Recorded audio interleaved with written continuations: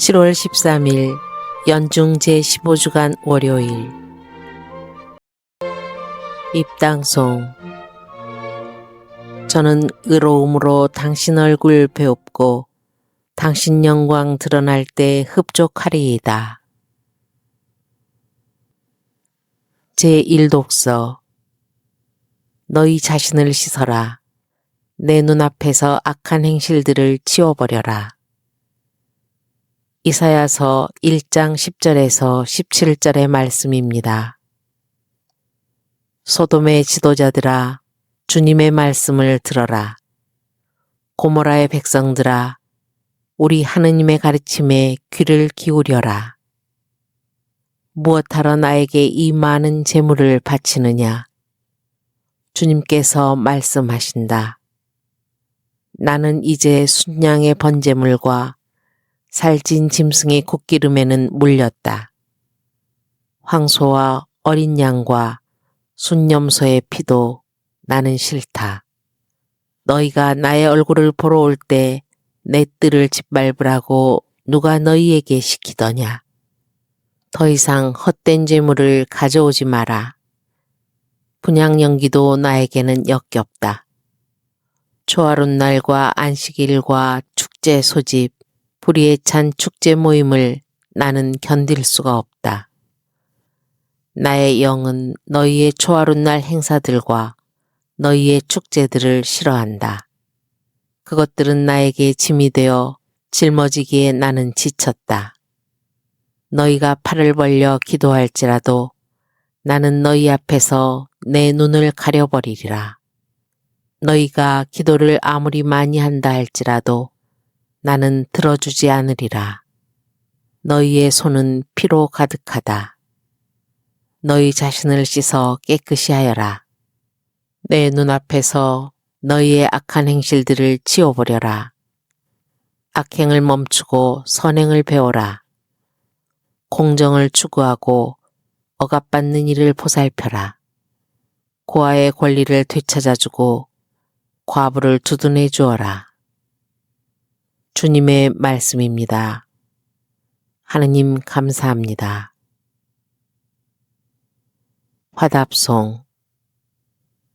올바른 길을 걷는 이는 하느님의 구원을 보리라. 제사 때문에 너를 벌하지는 않으리라. 너의 번제야 언제나 내 앞에 있다. 나는 내 집의 숫소도 내 우리의 순염소도 받지 않는다. 올바른 길을 걷는 이는 하느님의 구원을 보리라. 어찌하여 내 계명을 늘어놓으며 내 계약을 너의 입에 담느냐? 너는 훈계를 싫어하고 내 말을 뒷전으로 팽개치지 않느냐? 올바른 길을 걷는 이는 하느님의 구원을 보리라. 내가 이런 짓들 저질러도 잠자코 있었더니 내가 너와 똑같은 줄 아는구나. 나는 너를 벌하리라. 너의 행실 내 눈앞에 펼쳐놓으리라. 찬양 제물을 바치는 이는 나를 공경하리라. 올바른 길을 걷는 이는 하느님의 구원을 보리라. 올바른 길을 걷는 이는 하느님의 구원을 보리라.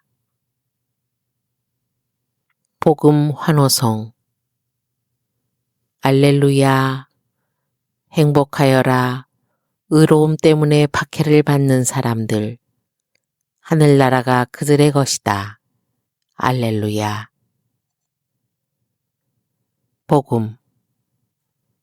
나는 평화가 아니라 칼을 주러 왔다.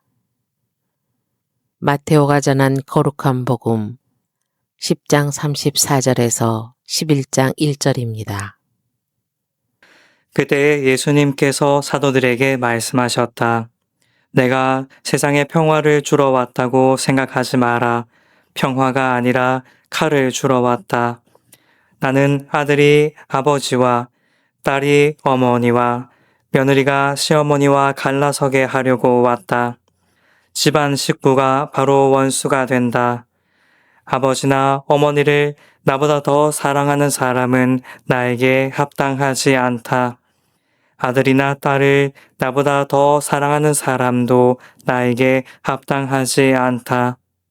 또 제 십자가를 지고 나를 따르지 않는 사람도 나에게 합당하지 않다. 제 목숨을 얻으려는 사람은 목숨을 잃고 나 때문에 제 목숨을 잃는 사람은 목숨을 얻을 것이다.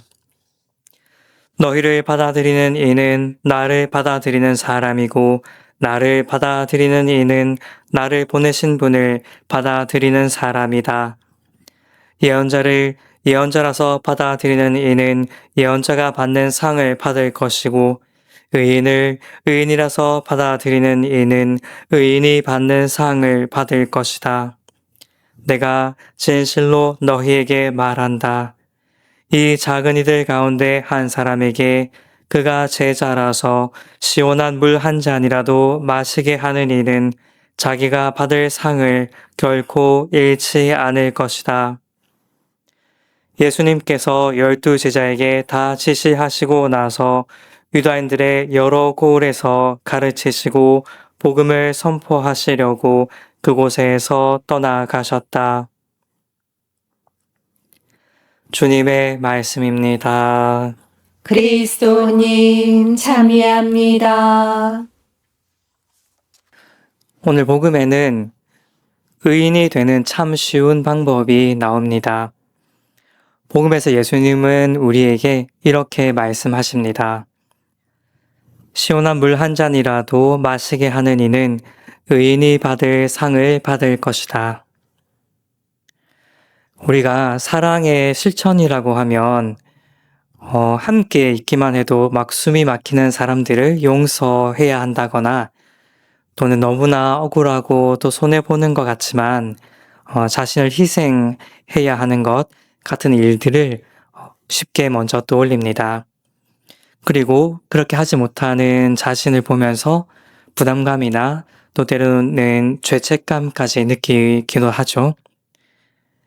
하지만 우리가 예수님에게서 요구받는 실천은 나중에 우리가 너무 어려워서 못했어요 라고 변명할 수조차 없는 아주 작고 미소한 것에서 시작됩니다. 오늘 복음에서 이야기하는 시원한 물 한 잔 주는 것, 그러니까 옳은 일을 하는 사람이 필요한 것을 사소한 것이라도 건네주는 이런 작은 실천이면 된다고 예수님께서 말씀하십니다. 짧은 시간에 급속히 발전하는 우리나라는 이미 선진국의 반열에 들었습니다. 그런데 예전보다 조금 더 잘 살게 된 지금의 우리가 이런 실천을 어렵게 만드는 새로운 도전적인 상황을 만나고 있습니다. 그것이 무엇일까요? 이반 일리의 유언이라는 책에는 이런 실천과 관련된 흥미로운 이야기가 나옵니다. 저는 실천에 대해서 이야기할 때 이 책에 나오는 내용을 조금 각색해서 소개하고 있는데요. 이야기는 이렇습니다. 동유럽 쪽의 한 이교도가 하느님을 알게 되고 또 갓 세례를 이제 받게 됩니다. 갓 세례를 받은 이 사람이 너무나 행복해서 신앙적으로 감동한 나머지 교황님이 계신 로마까지 이제 걸어서 순례를 해야 되겠다라고 마음을 먹습니다. 순례 초기에는 이 동유럽의 시골 마을을 걷게 되었는데 길 위에서 만나는 사람들에게 나 로마로 가는 순례자요 좀 도와주세요 라고 하면 사람들이 집으로 초대해서 먹을 것도 주고 또 잠자리도 제공해주고 이렇게 환대를 해주었다고 합니다. 그런데 순례 중간쯤 왔을 때에 조금 더 이제 도시 같은 마을로 들어가게 되는데 거기에서는 사람들이 이게 도와주는 모습이 조금 바뀌었다고 합니다. 여기서는 사람들에게 도움을 요청하면 사람들은 더 이상 집으로 초대하지는 않지만 그 사람이 순례를 계속할 수 있도록 돈 같은 것들을 좀 도와주었다고 합니다. 도움 받는 일도 조금 이제 어려워졌다고 하고요. 순례의 막바지에 이르러 로마에 가까이 이르자 이제 순례자는 좀 더 큰 도시로 들어가게 되는데 여기에선 또 사람들의 도움의 형태가 또 바뀌었다고 합니다. 이제 사람들은 가까이 하고 환대하기보다 이제 이 사람들을 끌고 가서 순례자를 끌고 가서 저기 방향을 가르치면서 저기에 가면 성당이 있어요. 또 저기에 가면 행정복지센터가 있어요. 거기 가면 도와줄 거예요. 라고 도움받을 수 있는 곳을 안내해 주었다고 합니다. 이반 일일의 이 책의 저자는 이런 변화가 사람들의 선의가 줄어든 것이 아니라 선의가 제도나 서비스로 대체되었기 때문에 순례자가 이제 체험하게 되는 인간적인 따뜻함이나 이제 환대가 약해졌다라고 이제 문제를 지적하고 있습니다.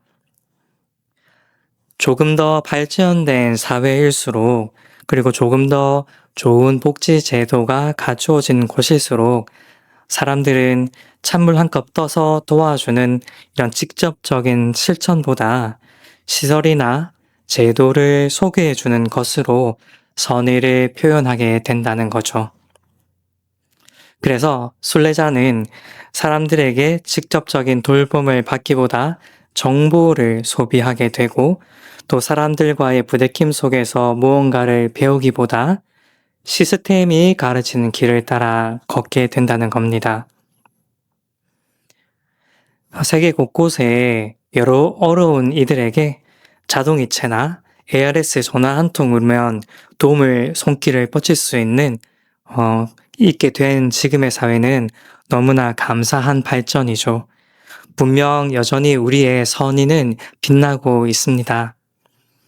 하지만 그러는 동안 혹시 우리는 우리 주변에서 도움을 필요로 하는 사람에게 내가 나의 몸과 나의 애를 써서 직접 도움을 주는 일들을 여전히 잘 실천하고 있는지 한번 돌아볼 필요가 있을 것 같습니다.